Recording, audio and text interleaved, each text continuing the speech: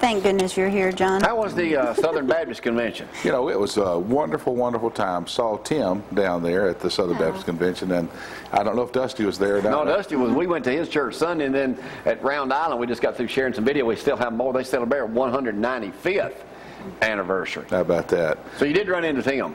I saw Tim. It was good to see Tim Anderson. I did look around for Dusty and Mike and all those guys, but I didn't see him. So you good to be back? Yeah, it was great to go, but great to be back. And you know, but the greatest thing about the convention is to see all these other pastors and all the things going on in their churches and all around the world. Elected a black guy as president of Southern Baptist. Yeah, Reverend Luter, and who's just a great guy, and and it was a unanimous. He didn't have he didn't have any opposition. But yeah, there's a picture of him right there. Yeah, that's great. All right, John, let's talk about a Sunday a week ago. The last time you were there, me too.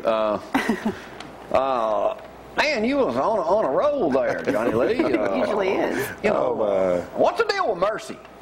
What's the deal with mercy? Yeah. Well, we all got to have mercy, that's for sure. And these are my notes. We were talking about God's compass points in life, and you know, one of those things, let not mercy and truth ever depart from you, in Proverbs chapter 3. And boy, I'm so thankful for mercy, aren't you? And but we always need to remember not to confuse God's mercy with God's truth. I mean, we love God's mercy, and always wonderful, and I appreciate that. But let's not ever forget God's truth, because God does give you things and ways to live, but His mercy is great and it endures forever. And I got ever taken stupid advice? Boy, I have. I haven't. I mean, sometimes I have. Yes. Yeah, and I have. Because the Scripture talks about in Proverbs chapter 3 that you trust in the Lord with all your heart, and you don't lean on your own understanding, but in all your ways you acknowledge Him, and He will direct your path.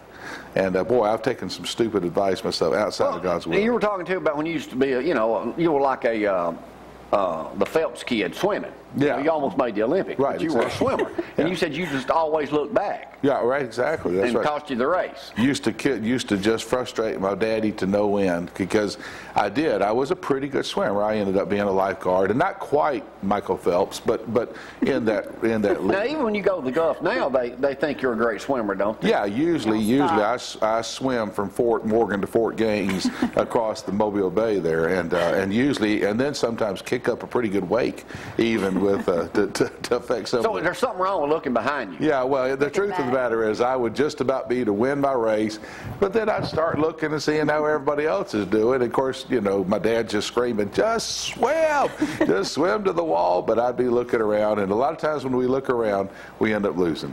So that's kind of what happened to me. Mr. McKay, the Methodist preacher friend of mine, taught me. Except yours was football. Brings it up every time, yeah. Last play of the game, I catch the ball, run it 50 yards, 10 yards from the goal line, look behind me. Oh no, he's going. Guy about to catch me, drop and fumble the ball. How'd that go? Not too good. And you know, and you remember it today. Forever. That's because he brings it up every time I see him. The one person still alive that's old enough to, besides the guys on the team who never forgave me. Actually, it ended in a 0-0 tie. There you go. But I could have been the hero of the game. You could have won the game. There you go. It gave me. John. Yes, sir. Have you ever met a conceited person? Well, you know, not that I can remember, but anyway, no, we've all met conceited people, and there's some conceited people, like one in this room, who I know has fun with it, and but none of us enjoys meeting a conceited person, because we know that's just that. You know, one thing God hates, He hates pride. He hates pride. He hates it when we're full of pride. He hates it when we're full of ourselves, and you know, and so. It's just one of those things to work on. You look like you're in pain, Jamie. I'm just tired of character building. Well, yeah, and me too. Me too. You know, hey, that's the we go through things and we say, well, you know, God's just trying to build your character, and that's good, and He's great. But I'm kind of tired of it, aren't you? All right, let's change subject. We'll split these up in just a minute. I'll give you half. Yeah, okay, there you go. Football season getting ready to start. BCS playoffs. They are going to. They're not going to be called BCS anymore. Do you think we got what we wanted? Well, I think it's closer to what we wanted. One plays 4, 2 plays 3. Yeah, I think it's closer to what we wanted. I thought the guy that wrote in the paper this morning gave a pretty good article in the Huntsville paper. We're still going to be griping and moaning. Yeah, 5 and 6 are going to complain because they didn't get the top 4. Absolutely, but you know, whenever have we had an opportunity where the one places 4 and the 2 places 3, and that's great. To me, it's a step in the positive direction. There's never ever a perfect system, never will be, but it's a pretty. Well, don't you think though these selection committee people will be bombarded by schools like Oklahoma State did last year, trying to get into that second position? I would hate to be on the selection committee. I would hate to, because there's no way you're going to make a choice that's going to please everybody, and you know, so it's just one of those things. You know, it's kind of like being asked to judge a beauty pageant. You know, there's no way you can judge the beauty pageant where you didn't make just somebody upset, or how. Yeah, you're all ugly. Yeah, you're all ugly. That's right.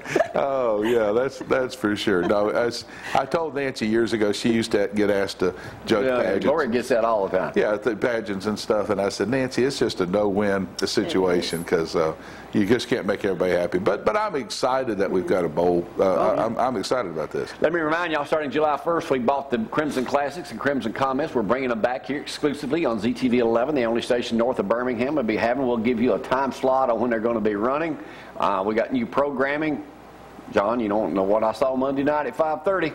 What's that? The first ever Real McCoy. Oh, 1957. That's great. It runs every night at 5:30. I've got a little video, but I'll show you that later this week. I ain't gonna have time to get to it. Hey, I met my childhood idol down in Mobile the other day. Who was that? Well, Leroy Jordan, who you have no clue was, but Leroy Jordan. 55. Yeah, he was. I saw him at Winslow's on the Bay, because I was down there for my nephew's wedding on Mobile Bay, and I saw him over there, and I walked over there and said, hey, I'm John Dees, and I said, I just want you to know that you were my high school idol, and I wore your number and all the rest, just because. You get an autograph and picture with him? No, I didn't do that. I can't believe that. Nice? He was as nice as possible could possibly be, and I was with all my family, and they said, oh, I bet he gave you a hard time being an Auburn guy, and I'm telling you. You didn't mention that to him, did you? Well, yeah, I told him I went to Auburn and played there, and all the rest, and once again, you know,